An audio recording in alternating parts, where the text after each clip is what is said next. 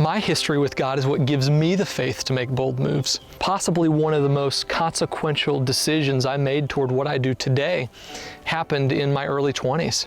At that time, I was living in a beautiful area of South Florida, and I was working for a church that was listed as one of the largest 15 churches in the nation.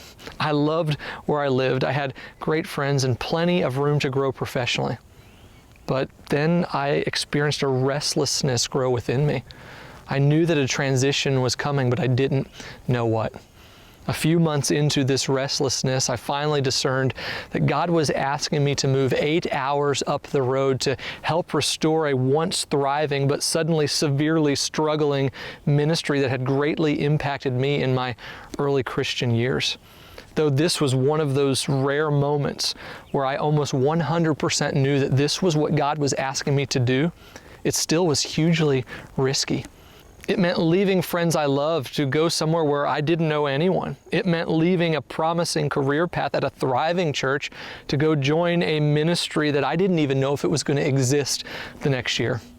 It meant risking my reputation being tarnished by the reputation of an organization suddenly riddled with controversy.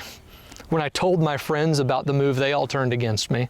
When I finally mustered up the courage to tell my family, they hung up the phone and stopped talking to me for a month.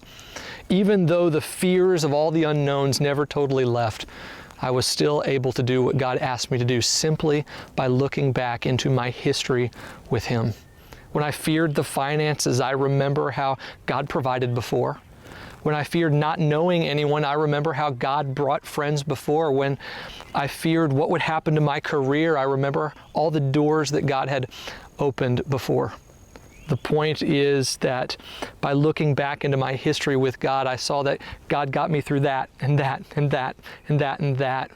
And so that helped me to believe that in some way, God would get me through again.